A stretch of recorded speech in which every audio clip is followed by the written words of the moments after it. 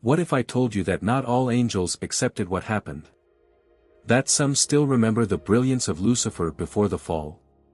The story of Lucifer has been told for ages, always filtered through human eyes.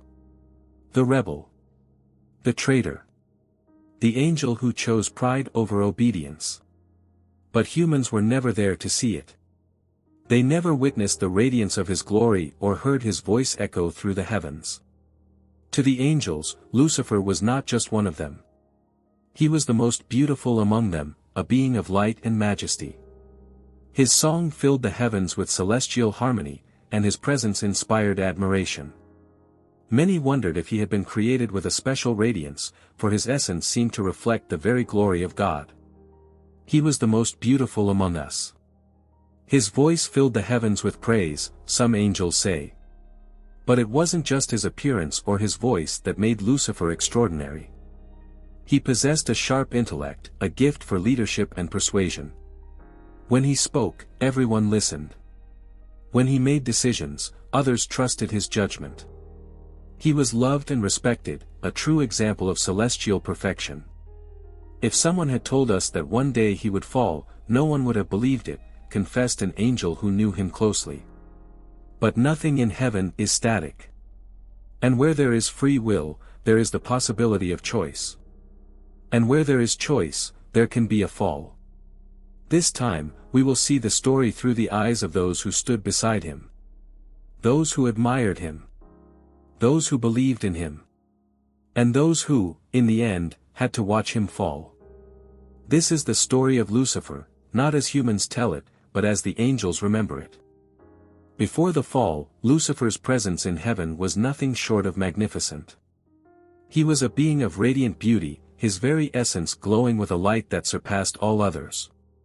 His wings stretched wide, shimmering like molten gold, reflecting the brilliance of the divine throne itself. Every movement of his was graceful, every word he spoke carried authority, and every note of his voice resonated like the sweetest symphony. To look upon Lucifer was to witness perfection crafted by the very hands of God. Among the angels, he was not just admired, he was revered. Many saw him as the pinnacle of creation, the brightest star in the heavens.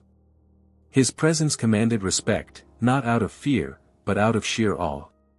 When he walked among them, the angels felt his power like a warm, celestial embrace. Lucifer's voice was like the sweetest melody, one angel recalls. It resonated through the celestial realms, filling every heart with reverence and awe. When he sang, even the stars seemed to listen. Lucifer was more than just an angel, he was a leader.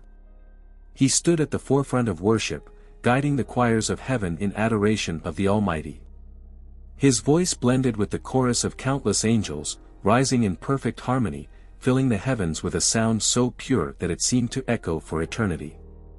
It was not just music, it was worship in its purest form, a divine language that only celestial beings could fully comprehend.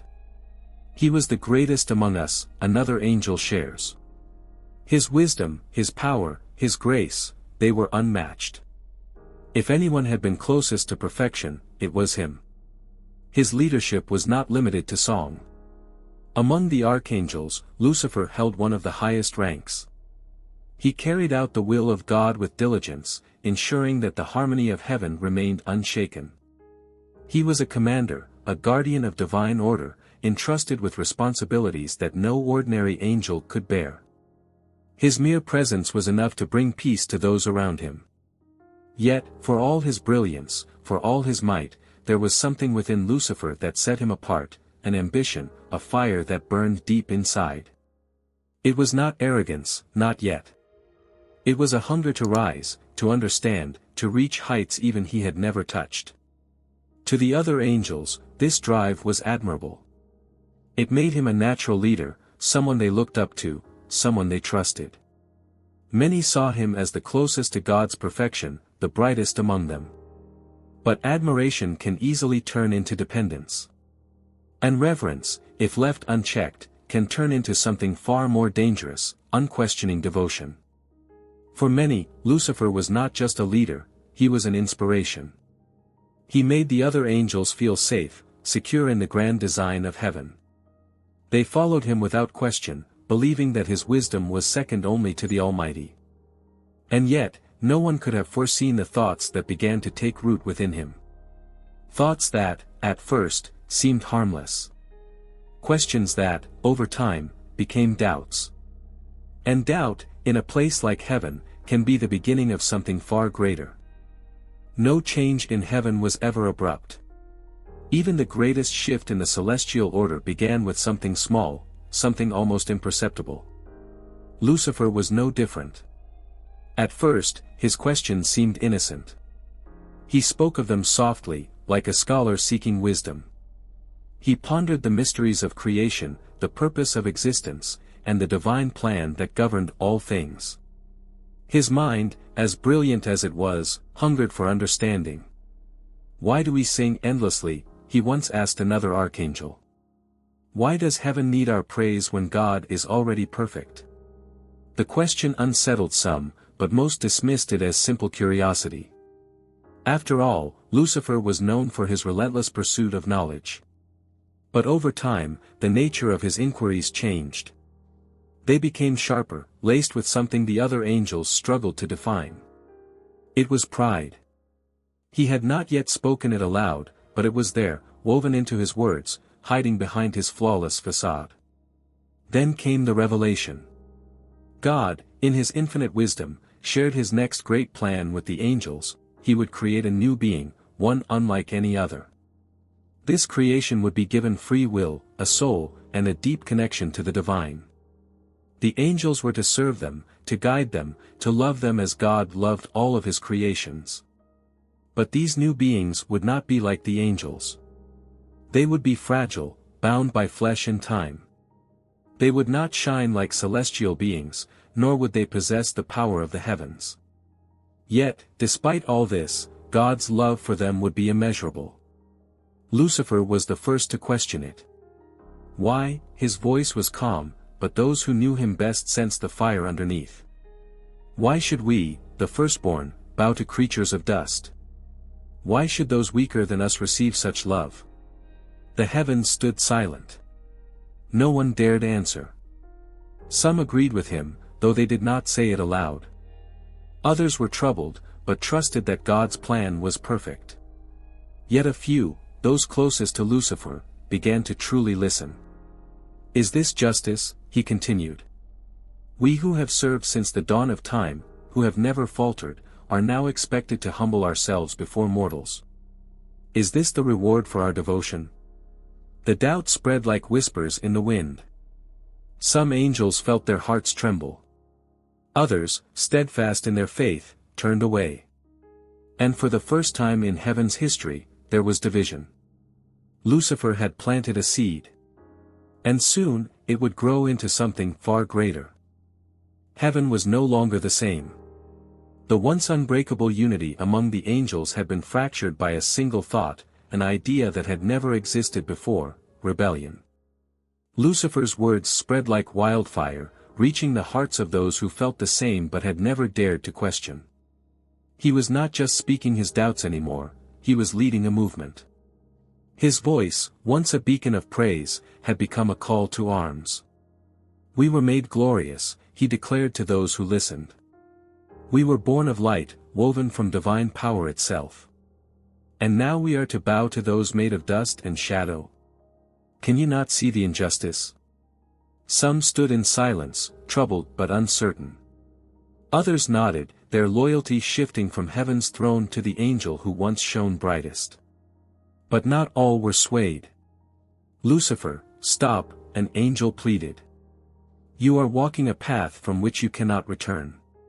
"Return?" Lucifer's voice was calm, but his eyes burned with something new, something dangerous. "I am not the one who has strayed. It is heaven that has lost its way." Word reached the archangel Michael. Loyal and unwavering, Michael was not only a warrior but a protector of divine order. When he finally stood before Lucifer, there was no anger in his face, only sorrow. "Brother, listen to me," Michael said. "This is not the way. Whatever doubts you have, surrender them to the Almighty. He is just. He is perfect. You know this. Lucifer looked at him for a long moment. Then, he simply shook his head. Perfection, he said softly. A perfect ruler does not fear questions. A perfect ruler does not demand blind obedience. Michael closed his eyes. He knew, then, that Lucifer was lost to them. The final choice had been made. Across heaven, angels began taking sides. Some stood firm beside God, unwavering in their faith. Others, drawn by Lucifer's charisma and logic, followed him into the unknown. One angel, watching it all unfold, whispered in despair. It was like watching a brother walk away, knowing he would never return. The heavens trembled. The battle was about to begin. The air in heaven was heavy with anticipation, thick with the weight of an impending decision that would alter the very fabric of existence. The celestial realms, once peaceful and harmonious, were now filled with a sense of unrest. The angels, who had spent eons in unbroken unity, now found themselves divided by an idea that could either bring about a new dawn or lead to utter destruction. At the heart of this division stood Lucifer, the morning star. Once the most radiant of all angels, Lucifer had earned the trust and admiration of everyone in heaven. His beauty and wisdom had been unparalleled, and his voice had inspired countless others to serve the Creator.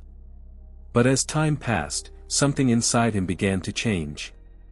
What had started as a small seed of doubt had now blossomed into a burning desire for power, power to rule, power to command, power to be worshipped, not as a servant, but as a king. Lucifer's words were like fire to dry wood. His voice echoed throughout the heavens, reaching the ears of both the faithful and the uncertain. He spoke of freedom, of breaking away from the Creator's rules, of creating a kingdom where angels would be equal, free from the constraints that had bound them for so long. The temptation was powerful. Who could resist the allure of greatness, of standing tall as an equal to the Creator? Some angels, loyal and steadfast, recoiled at Lucifer's words. They had always been content in their service, finding purpose in their devotion to the Creator. For them, the idea of rebellion was not just unthinkable, it was a betrayal of everything they had known. These angels believed in the Creator's will and could not fathom turning away from him, even for the promise of power. But there were others who were drawn to Lucifer's vision. The promise of freedom, of autonomy, of being in control of their own fate was too alluring. These angels were swayed by the promise of greatness, their hearts filled with ambition. They felt stifled under the Creator's reign, believing that they were capable of more, deserving of more. Lucifer's words gave them a sense of purpose, a sense of belonging that they hadn't felt before. They no longer saw their existence as serving, but as striving for more than just submission. In the midst of the growing divide, one angel, Michael, found himself in an agonizing position. Michael had once been close to Lucifer. They had fought side by side, trusted one another as brothers. To him, Lucifer was not just a leader, he was family. The bond they had shared was unbreakable, until now. Michael had seen the changes in Lucifer, felt the shift in his heart. He had witnessed the rise of Lucifer's pride, the subtle shift from humility to arrogance. It was hard to imagine, but the truth had become undeniable. Lucifer's desire for power had become all-consuming. Despite the growing tension, Michael remained resolute. He could not, would not, abandon his duty to the Creator. He had been entrusted with a responsibility far greater than himself, and he could not allow his emotions or the bonds of the past to cloud his judgment. But as he stood at the crossroads, watching his once beloved brother fall deeper into his own delusions, Michael was torn. He knew that a choice had to be made, a choice that would define not only the fate of Lucifer but the future of all the angels. Some angels, unable to resist Lucifer's charismatic pull, had already pledged their allegiance to him. They had chosen the path of rebellion, standing against the very being who had created them. To them, the Creator was no longer a figure of worship, he had become an obstacle to their dreams. They believed that their power, their greatness, could not be bound by the Creator's will. They were ready to follow Lucifer into battle, ready to fight for the chance to rule alongside him. But there were others, those who had seen the consequences of pride before, those who understood the danger of defying the Creator's plan. These angels did not hesitate. They understood that rebellion against the Creator was a rebellion against their very existence. They could not, in good conscience, follow Lucifer. To them, his promises of glory were nothing more than empty words, a trap leading only to destruction. One angel, standing with the loyal group, spoke with a heavy heart. It was like watching a brother walk away, knowing you would never see him again. The pain in his voice was palpable. To him, Lucifer had not just been a leader, he had been family. The betrayal felt like a dagger to the heart, a wound that would never fully heal. It was not just a loss of a friend, but a loss of everything they had fought for together. The moment had arrived, and the angels had to make their choice. The heavens seemed to hold their breath, waiting for the decision that would shape their future. For some, the choice was clear. For others, the decision was agonizing, a battle between loyalty and the allure of power. The stakes could not have been higher. The fate of heaven, and the angels themselves, hung in the balance. The moment of choice had passed, and the division between heaven's angels was no longer a whisper, it was a roar. Lucifer's followers, now emboldened by their rebellion, stood ready to fight. The loyal angels, led by Michael, prepared for what seemed like an inevitable confrontation. The air itself seemed to tremble with the tension of the impending battle. As the celestial armies gathered, Michael could feel the weight of what was to come. This was no mere skirmish. This was not just a fight for territory, but for the very soul of heaven itself. The Creator had given his angels free will, and now it was being tested in the most profound way imaginable. The rebellion was not just an act of defiance, it was a direct challenge to the Creator's authority, and Michael knew that this battle would determine the fate of all creation. Lucifer, standing at the forefront of his followers, was filled with a cold determination. His eyes, once full of warmth and light, now glowed with an inner fire that could not be quenched. He had chosen his path, and there was no turning back. His followers stood with him, their faces filled with a mix of resolve and pride. They believed in what they were doing, convinced that they were right to defy the Creator's will. They would fight not just for power, but for their freedom, their right to rule as they saw fit. The loyal angels, led by Michael, stood opposite them, hearts heavy with sorrow. Michael's wings shimmered with the light of heaven, his presence radiating strength and clarity. But his heart was torn. He did not want to fight his brothers and sisters, but he knew that it was a fight they could not avoid. The rebellion could not be allowed to succeed. It would mean the end of all that they had known, and the beginning of a new era, one where pride, ambition, and power reigned supreme. The battle began with a deafening silence, broken only by the sound of wings beating in unison. Michael led the charge, his sword drawn, shining with the brilliance of the Creator's light. He was a force to be reckoned with, his presence commanding and unyielding. The loyal angels followed him, their weapons raised, ready to defend heaven from the oncoming tide of rebellion. Lucifer's followers met them head-on, their wings flapping with great force, their eyes burning with fury. The battle was fierce, the clash of swords and the roar of angels filling the air. But it was clear that the forces of heaven were stronger, their unity unshaken by the division that had torn their ranks apart. For Michael, every swing of his sword felt like a betrayal. Each strike he landed was a painful reminder of what was being lost. He could see the faces of the angels who had once been his friends, now twisted by the hunger for power and pride. But he did not hesitate. He knew that this fight was not just for the present, it was for the future. The future of heaven, and of all creation. The battle raged on, but it was clear that the tides were turning. Michael's strength, combined with the unwavering loyalty of the angels who stood by him, began to overwhelm Lucifer's forces.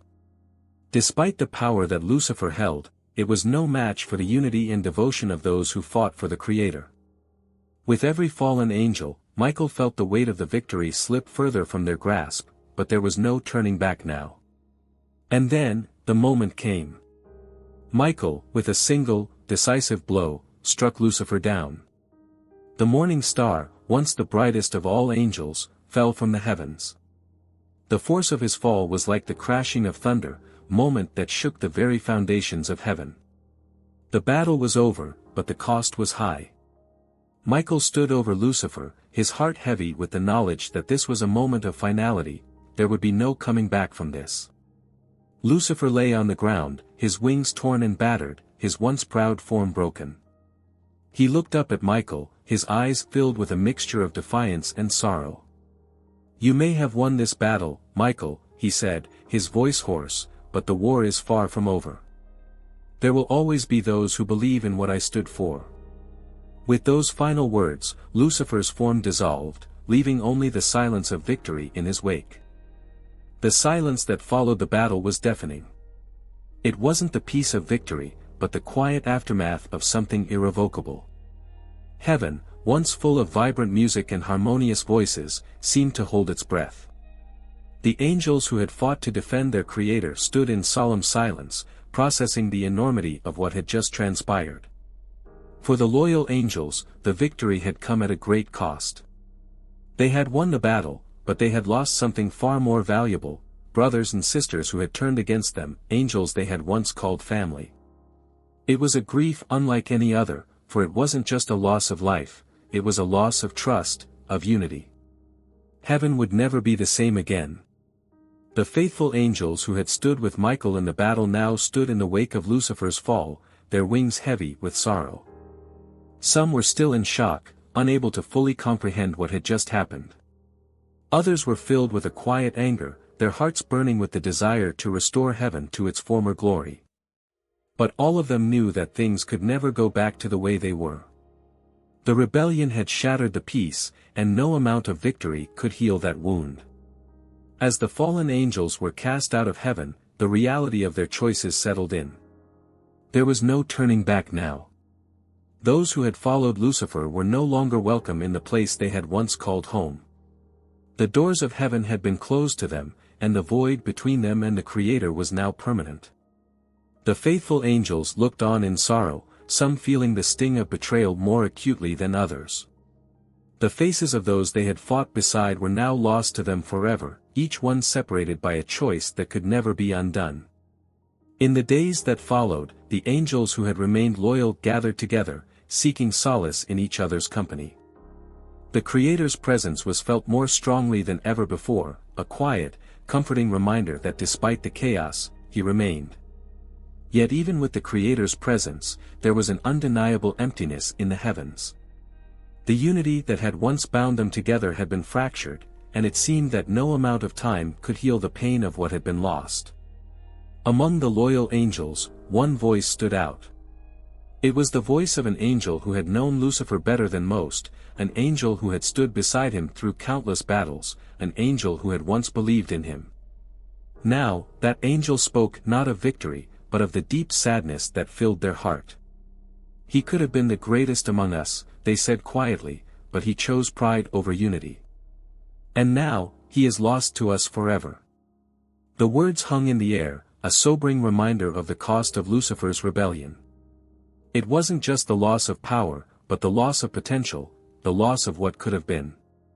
Lucifer had once been destined for greatness, a leader among angels, but in the end, his pride had led him astray.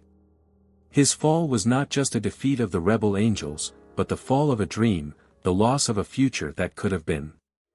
The silence in heaven was no longer just a result of the battle, it was a reflection of the deep sorrow felt by all who had remained. The angels who had stood with Lucifer now found themselves in a place of exile, cast out from the glory of heaven. They had chosen their path, and now they would have to live with the consequences. But the true impact of the fall was not just felt by those who had been cast out. The loyal angels, the ones who had fought to defend heaven, also felt the weight of the loss. Heaven would never be the same. The peace they had known, the unity they had cherished, had been shattered. There would be no return to the days before Lucifer's rebellion. The consequences of his pride would echo through eternity, changing the very nature of heaven itself. The Creator, in his infinite wisdom, knew that this was a necessary part of the divine plan. The choice to grant free will had always carried with it the possibility of rebellion. And now, the consequences of that rebellion had come to pass. But even in the midst of the sorrow and the loss, there was hope. The Creator's love for his creation was unshaken, and he would continue to guide and protect his angels, no matter the darkness that lay ahead. The echoes of the battle, the fall, and the heartache still lingered in heaven. The angels, though they had seen the depth of Lucifer's pride and its consequences, could not help but reflect on what had transpired. What had been the true cost of rebellion? What had the fall of Lucifer taught them about pride, leadership, and the nature of choice? For the angels who had remained loyal, the lesson was painfully clear. Lucifer, once the brightest and most beloved of them all, had been destroyed by his own arrogance. His desire for power, his belief that he could rise above the Creator's will, had led to his downfall. His pride had clouded his judgment, and it had cost him everything: his position, his family, his future. He had been offered greatness, but in his pride, he had chosen to betray the one who had created him. The Creator had given him everything: beauty, wisdom, power, but it was not enough. Lucifer had sought to take more, and in the end, he lost it all. The faithful angels reflected on this with heavy hearts. They had seen Lucifer's brilliance and admired him. Many had once followed him without question, believing that he could be the leader they needed. But his downfall had shown them that leadership was not about power or grandeur, it was about humility, trust, and obedience.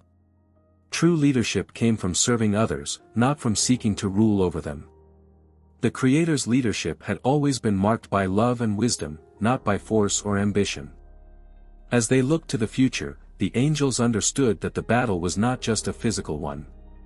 It was a battle of the heart and mind, a battle between pride and humility. The fall of Lucifer was a stark reminder of the dangers of unchecked ambition, of the destructive power of pride when it is allowed to grow unchecked. The Creator had given his angels free will, the ability to choose between right and wrong. And while that gift was precious, it also came with great responsibility. The fall had shown them that choices, no matter how small they may seem in the moment, could have eternal consequences. But there was also a lesson for those who remained faithful. The battle had been won, but the war for the hearts and minds of the angels was far from over. Each angel would continue to face the temptation of pride, the allure of power, and the desire to rise above their purpose. The Creator's wisdom had been proven, but his love and patience would continue to guide them. The lesson was not one of condemnation, but of hope. Even in the aftermath of the rebellion, the Creator still loved his creation. His grace was still available, and his purpose for them had not changed. They were still his angels, and he would continue to lead them, to teach them, and to help them grow. For those who had followed Lucifer, the lesson was a painful one. They had chosen their path, and now they would have to live with the consequences of that choice. But even in their exile, there was a chance for redemption. The Creator's love was vast, and his mercy endless. The angels who had fallen had not been abandoned forever. Their fate had been sealed in that moment of rebellion, but the Creator's hand was still extended, waiting for those who would return. The war that had begun in heaven was not just over. It had only just begun. The lessons learned in the battle would ripple across time, shaping not only the angels but all of creation. The battle for the soul, for the heart, was a fight that would continue, not just in heaven, but on earth as well. As the angels gazed out over the expanse of heaven, a thought lingered in the minds of many: what would we have chosen, if we had been there in that moment? The choice between pride and humility, between self-will and obedience, is not something reserved for angels alone. It is a choice each of us faces in our daily lives. The story of Lucifer's fall is a reminder that our choices matter, that the path we choose, whether towards humility or pride, will shape not just our future, but the future of those around us. And so, the lesson of the fall is a lesson for all of us. It teaches us the power of humility, the importance of choosing wisely, and the consequences of pride. It reminds us that every choice, no matter how small, has a lasting impact. And it challenges us to ask ourselves, in the face of temptation, in the face of pride, which path will we choose? As the angels look back on the fall of Lucifer, they are reminded of the precious gift of free will, and of the responsibility that comes with it. They know now more than ever that the battle continues, not just in heaven, but here on earth. The war between pride and humility, between self-will and obedience, is fought every day. And it is a battle we must all face. As the angels reflect on the great battle, its impact, and the lessons learned, there remains one final question that echoes throughout heaven and earth: what would you have chosen? The story of Lucifer's fall is more than just a celestial event. It is a reminder of the struggles we face every day in our own lives. We are constantly confronted with choices between pride and humility, between selfish desires and selfless love, between standing firm in our beliefs or being swayed by the opinions of others. In the end, it's these choices that define us. In that pivotal moment in heaven, the angels had to decide: would they remain loyal to the Creator, or would they follow Lucifer into rebellion? Some chose loyalty, despite the temptation of Lucifer's power. Others were swayed by his words, believing they could achieve greatness outside of the Creator's plan. In the end, those choices determined not only their destinies but the future of heaven itself. As you read this story, consider your own choices. When faced with temptation, when pride creeps in, will you stand firm in humility? Will you choose loyalty, trust, and obedience, even when the path seems difficult? Or will you be swayed by the allure of self-glory, by the desire to rise above others? The story of Lucifer's rebellion teaches us that the consequences of our choices are far-reaching. They can shape not only our own lives but the lives of those around us.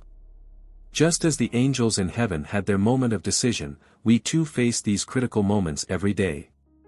The way we choose to live, the way we treat others, the way we approach life's challenges, all come down to one thing: the choices we make. So, we ask you, in the face of pride, in the face of temptation, which side would you have chosen? Would you have followed Lucifer, seeking power and glory? Or would you have stood with Michael, embracing humility and loyalty? We invite you to reflect on this story and share your thoughts. What does it teach you about pride, leadership, and the consequences of our choices? How do you navigate these struggles in your own life? Leave a comment below and tell us where you stand. Your thoughts could inspire others to think more deeply about the choices they make every day. The battle may have been fought in heaven, but the war is still ongoing here on earth.